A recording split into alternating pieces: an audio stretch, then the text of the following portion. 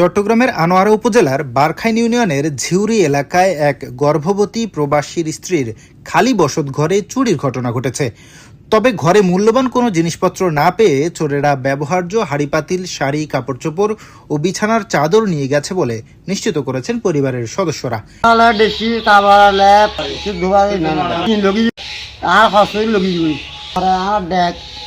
তারপরে বাসন এবং ওই যে মেট্রো সেট্রো সেগুলো সব নিয়ে গেছে।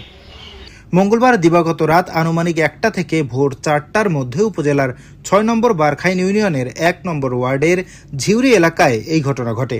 ঘটনার বিষয়ে ভুক্তভোগীর ভাই সুমন দত্ত জানান, আমার ভাই রিপন দত্ত কাতার প্রবাসী এবং তার স্ত্রী বিথি দত্ত গর্ভাবস্থায় প্রয়োজনীয় সেবা ও পরিচর্যার জন্য কিছুদিন আগে চট্টগ্রাম শহরে বাবার বাড়িতে চলে যান।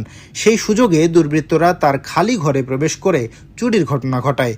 এ সময় ঘরে দামি কোনো জিনিসপত্র না থাকায় চোরেরা রান্নার কাজে ব্যবহৃত হাঁড়িপাতিল, শাড়ি সহ প্রয়োজনীয় ব্যবহার্য সামগ্রী নিয়ে যায়। সকালে বাইরে হওয়ার পরে দেখতেছি, রাস্তা দিয়ে আসার পরে দেখতেছি গেট খোলার পরে দেখলাম ভিতরে ঢুকে দেখতেছি এখানে রাতকে সব চুরে সুর ডাকাইতে সব কিছু নিয়ে গেছে। ঘরের যে বাইরের থেকে জিনিস আনছিল এগুলো নিয়ে গেছে, ঘরের যে টুকটাক জিনিস ছিল সেগুলো নিয়ে গেছে এবং ওই যে মেট্রো সেট্রো সেগুলো সব নিয়ে গেছে।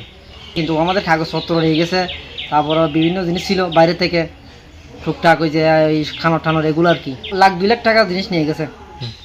এই বিষয়ে আনোয়ারা থানার ভারপ্রাপ্ত কর্মকর্তা ওসি মোহাম্মদ জুনায়েদ চৌধুরী বলেন, খবর পেয়ে পুলিশ ঘটনাস্থল পরিদর্শন করেছে।